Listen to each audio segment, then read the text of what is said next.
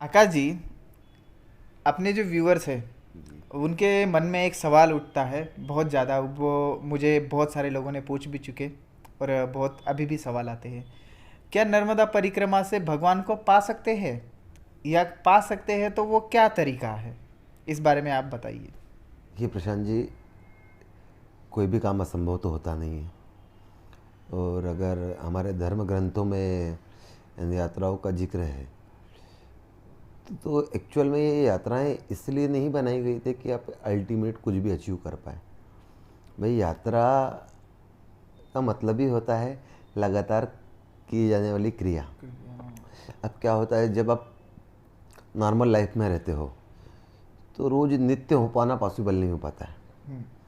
अब जब आप संध्या करते हो, दोनों टाइम की संध्या आरती करते हो, तो धीरे धीरे आपका चित्त शुद्ध होने लगता है। भाई, ये चित्त शुद्धि के लिए ही बना हुआ है पूजा पाठ वगैरह।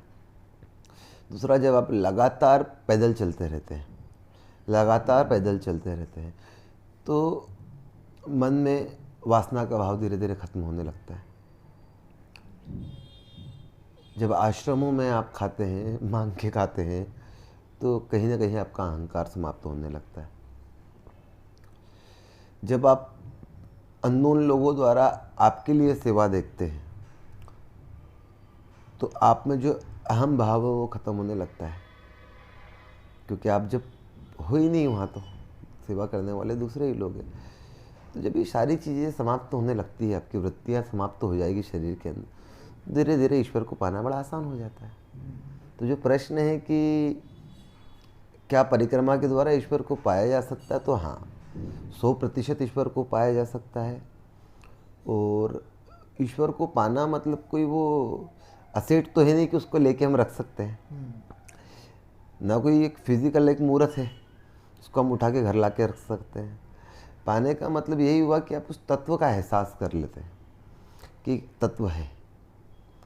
जब आप कुछ तत्वदर्शी लोग मिलते हैं तो आपको धीरे धीरे एहसास होने लगता है। अब लोग बता रहे हैं कि हमें ईश्वर मिले हैं, देखा है, तो मेरे साथ तो ऐसा कोई अनुभव नहीं हुआ कि जहाँ मुझे ईश्वर दिखे हो या मिले हो। हाँ, इस यात्रा का ये जरूर बेनिफिट मिला कि यात्रा करते करते करते करते एक समय आया जब बॉडी अपने आप ओरा रीड करने लगी। मतलब ऐसा मेरे साथ ही हो गया था कि करीब करीब 70-72 दिन के बाद मुझे कम्युनिकेट करने की ज़रूरत कम पड़ रही थी। मतलब वर्बल कम्युनिकेशन धीरे धीरे मेरा कम होते जा रहा था। और आज भी ये महसूस करता हूँ मैं कि जो मैं चाह रहा हूँ उसके लिए मुझे वर्बल कम्युनिकेशन कम करना पड़ रहा है, जो कि सही भी है। जो कि सही भी है। एक इंजीनियर जब ड्राइंग कर रहा है तो पहले वो पेपर पे बना रहा है, फिर ज़मीन पे बन रहा है। ऐसे ही हमें कुछ भी चाहिए तो पहले अपने आप में करना पड़ेगा, हमें अंदर बनाना पड़ेगा। तो ये यात्रा जब आपको अंदर का एहसास कराती है।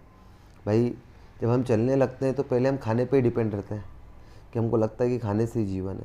पर चलते चलते चलते एक एहसास हो जाता है कि खाना भी एक हिस्सा है ज़िंदगी का। खाना ही ज़िंदगी नहीं है।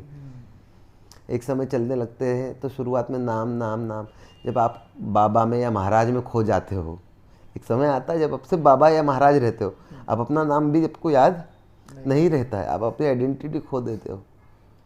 कोई पूछता भी नहीं।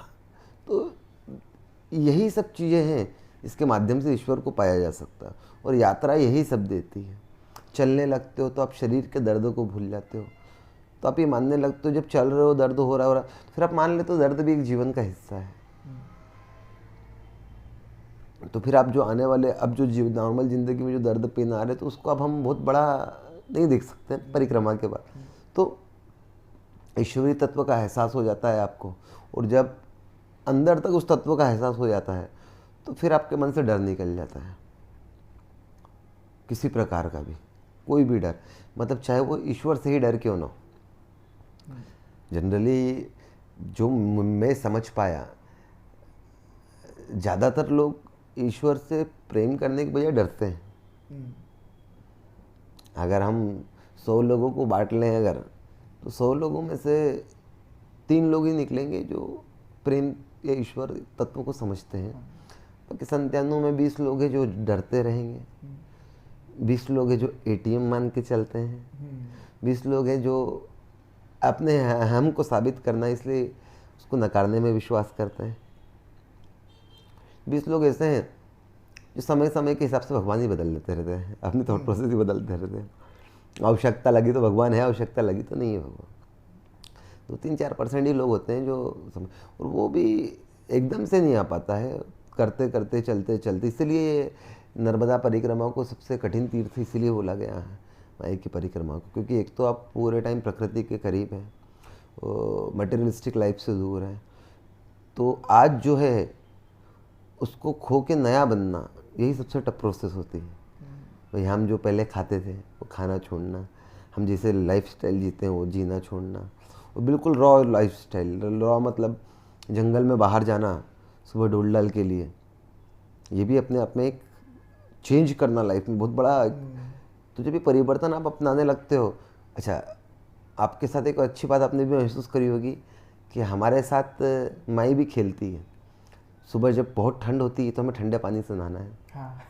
और हमें दोपहर में जब गर्मी लग रही तब हमें रोड पे चलना है, जो गर्म रोड है, जो नंगे पैर चल रहे हैं तो चेट रहा है। तो हमें प्रकृति ये बताती है कि आपको आपके शरीर को उसी हिसाब से बनाना पड़ेगा, और धीरे धीरे हमारा शरीर उस हिसाब से बन जाता है। जब शुरुआत में मैंने चलना स्टार्ट किया था, नंगे पर चलना असंभव हो गया था, बट 2-3 दिन, 4 दिन, 5 दिन और 10-15 दिन बाद तो ये एक स्थिति आ गई थी कि साहब मालूम ही नहीं पड़ता था कि कोई चप्पल है या नंगे पे, क्योंकि अब आपके लिए वो फीलिंग ही नहीं रही, वो चीज़ खत्म ही हो जाती पूर्ण रूप में। तो आपकी बॉडी भी वैसी बन चुकी है, आप भी उसी रोड पे चलोगे, मैं भी उसी रोड पे चलूँगा, आप भी उतना ही चलेंगे, मैं भी उतना ही चलूँगा। जबकि पहले मुझे नहीं लग पा रहा था कि मैं ऐसा कर भी सकता हूँ। तो ये आपके अंदर जब ईश्वरत्व जागने लगता है, आपका उस तत्व का एहसास धीरे धीरे होने लगता है, तो आप में वो अपार शक्तियाँ आने लग जाती है। आप इमेजिन करने, जैसा कि आपने बताया कि उन्होंने देखा कि उन्होंने माई देख ली खुली आंखों से, किसी ने अश्वत्थामा देख लिया, मतलब ये पावर ही आ रहा है ना कहीं ना कहीं। भले उन्होंने जो भी जैसा भी रहा हो, भाई मैंने उसको फील किया है।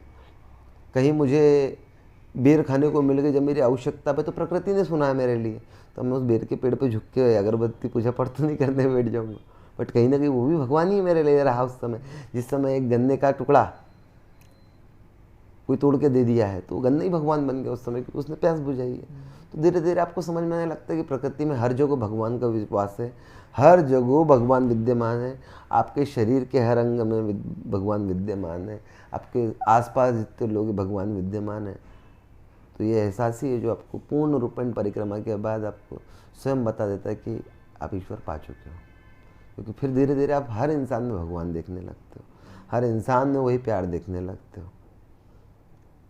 तो ये मेरा मानना है कि इसी ढंग से भगवान मिल सकते हैं।